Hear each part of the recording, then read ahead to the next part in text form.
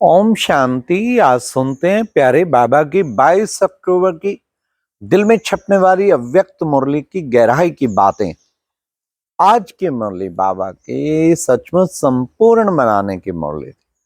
आज बाबा ने सबसे पहले बच्चों को 3 बधाइयां दी। कौन कौन सी 3 बधाइयां? बाबा ने कहा पहली बधाई शिव जयंती की, दूसरी बधाई डायमंड जुबली की और तीसरी बधाई उमंग उत्साह में सेवा करने की बधाई। तो बाबा ने 3 बधाइयां सब बच्चों को दी हैं। फिर बाबा ने कहा बाबा बच्चों का भाग्य देख बहुत ही हर्षाते हैं। हाँ, बच्चे भी बाबा बाबा को देख, बाबा अपना भाग्य देख के हर्षाते हैं। लेकिन ज्यादा कौन हर्षाते हैं? बच्चों ने कहा बाबा। तो बच्चों को भी हर्षित होते और बाबा भी हर्षित होते। फिर बाबा ने कहा ऐसी अलौकिक जयंती सारे कल्प में नहीं हो सकती। महात्माओं की, आत्माओं की, शास्त्रवादियों की सबकी हुई जयंती, लेकिन आत्माएं परमात्मा की जयंती मनाएं ये पहली बार। फिर बाबा ने कहा परमात्मा आत्मा की जयंती मनाए ये भी पहली बार। तो ये पदम भाग्यशाली हो। आज का मुरली मंथन आपको मैसूर के बाबा के ज्ञान सरोवर रिट्रीट सेंटर से सुना रहे हैं। ये सारा रिट्रीट सेंटर प्रकृति से भरा हुआ, हरा भरा। आप देख रहे हैं साम पीछे बाबा की झोपड़ी भी है, बाबा का मेडिटेशन हॉल भी है।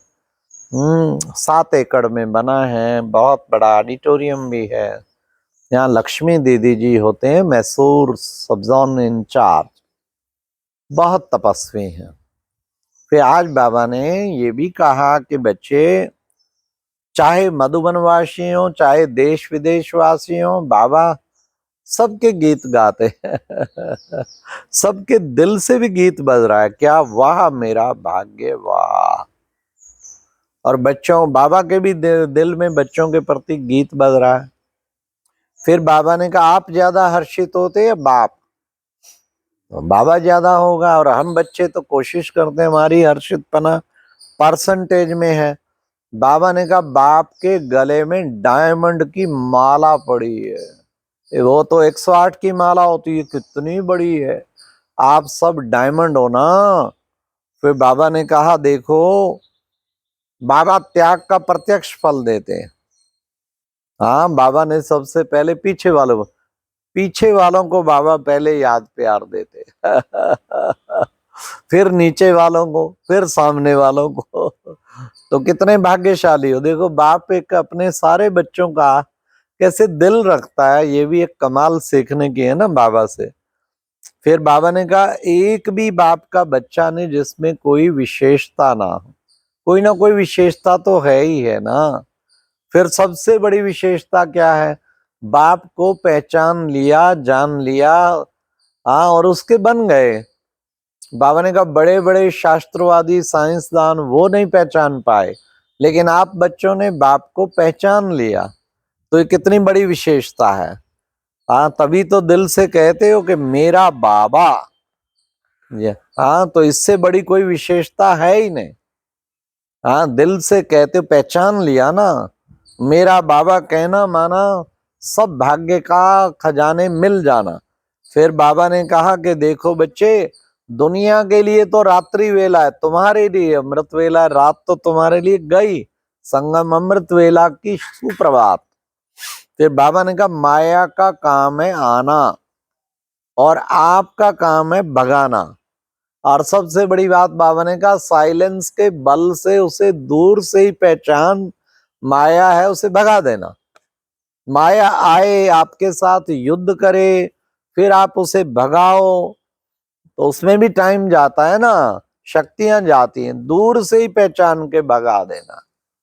कई बच्चे तो माया को चाय पानी भी पिलाते हैं।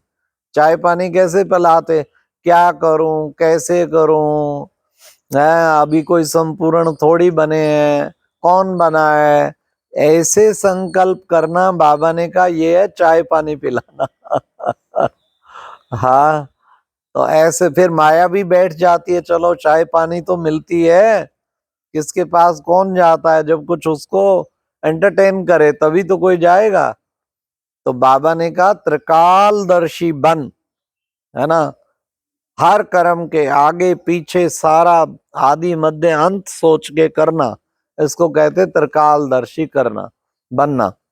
तो परिस्थिति भले आएगी, लेकिन परिस्थिति के आगे क्या करूं कैसे करूं नहीं, अधीन नहीं हो जाना। अधीन हो जाते फिर बाबा को कहते भगाओ भगाओ, अच्छा हाँ बुलाते आप और भगाए बाबा। तो बाबा ने कहा त्रिकालदर्शी पर जब कर्म करेंगे परिस्थिति छोटी हो जाएगी और सब स्थिति बड़ी हो जाएगी। तो सदा त्रिकालदर्शी बन के करो। फिर बाबा ने कहा पहले सोचना ज्ञानी तू आत्मा, पहले जो सोचते हैं तो वो है ज्ञानी तू आत्मा, करके फिर पश्चाताप करें वो फिर क्या कहेंगे, वो है पश्चाताप वाली आत्मा है। तो पश्चाताप नहीं बनना। डायमंड जुबली में बाबा ने कहा 2 खजानों पे विशेष अटेंशन देना है। कौन कौन से? एक समय, एक संकल्प। कहीं कहते हैं हमने 8 घंटा सेवा में लगाया, इतना लगाया, अरे जमा कितना किया? डायमंड जुबली में बाबा ने कहा हर दिन चेक करो कितना संकल्प समय का खजाना जमा किया। हाँ, बाबा ने कहा या खाली 8 घंटे में आधा टाइम तो भाग दौड़ सोच में ही गया। बाबा ने कहा शुभ संकल्प, श्रेष्ठ संकल्प वो होता है जमा, वो कितना रहा मेरा। फिर बाबा ने कहा सतयुग में देखो कोई बैंक नहीं होगी, अभी तो डबल बैंक है, वो पैसा जमा करने की भी, लेकिन इस समय एक का पदम गुणा करने की भी बहुत बड़ी बैंक है। परंतु हिम्मत का एक कदम उठाएंगे या सफल जब करेंगे तो पदम गुणा जमा, अगर नहीं करेंगे वापस खींचेंगे तो कदम भी गए। फिर बाबा ने कहा पहला पहला त्याग क्या है? बाबा ने कहा ये मैंपन का त्याग ही पहला पहला त्याग है। मैं करती हूं, मैंने किया, मैंने वो किया, मैं, अरे मैं नहीं, बाबा बाबा, मैं की बजाय बाबा बाबा आ जाए। बाबा ने कराया, करण करावन हार तो बाबा ही है ना। हाँ अच्छा, फिर भी मैं बोलने की आदत है तो देही अभिमानी होके बोलो, मुझ महान आत्मा ने किया, मुझ श्रेष्ठ आत्मा ने किया, आत्मा में बाबा की याद समाई हुई है। तो बाबा ने आज अलाउड भी कर दिया, लेकिन इस तरीके से किया। फिर बाबा ने कहा, बाबा कहता वह करण करावन हार है, ये सदा याद रखो और आप निमित्त हो। हर समय बाबा बाबा शब्द स्वतः ही निकले। सारा दिन में शब्द मैं शब्द जो आता है ना, उसे परिवर्तन करके बाबा बाबा शब्द कर दो। उल्टे भाव से मैं शब्द जब बोलते तो प्राप्ति कम और मेहनत ज्यादा। फिर बाबा ने कहा पालना, दिनचर्या, मर्यादा, प्राप्ति सब कुछ एक जैसी बाबा की, फिर भी नंबरवार क्यों होते? क्योंकि जमा के खाते के आधार पे, कारण के बॉडी वाला जो मैं है ना उसको सोचते, और सर्विस साथी से बाबा ने कहा ईर्ष्या हो जाती है, इसलिए दिल से सेवा करते, दिमाग से भी कई बच्चे करते। दिल से करने वालों का खूब जमा होता है, उसको बाप की याद भी स्वतः ही रहती है। सारा दिन में गवाया नहीं लेकिन जमा किया, ये चेक करो क्या ये टेंशन रहता है? सेवा की लेकिन किस विधि से की? बिजी रहते अच्छा है, लेकिन किस ढंग से बिजी रहते? क्या जमा का खाता हर समय होता रहता है? और फिर बाबा ने वरदान में कहा आज हर बात में कल्याण समझकर अचल अडोल महावीर बनने वाले त्रिकालदर्शी भव, ये पक्का निश्चय, हर बात में कल्याण है। हर बात में कल्याण समझते हैं तो फिर त्रिकालदर्शी बन के हर कर्म करेंगे तभी समझ पाएंगे। कल्याण है तो खुशी खुशी रहेगी, झूमते रहेंगे। आज की मुरली में स्लोगन है तपस्वी वह है जो श्रीमत के इशारे प्रमाण सेकंड में न्यारा प्यारा बन जाए। सेकंड में न्यारा और सेकंड में प्यारा। तपस्वी, सच्चा तपस्वी वही है।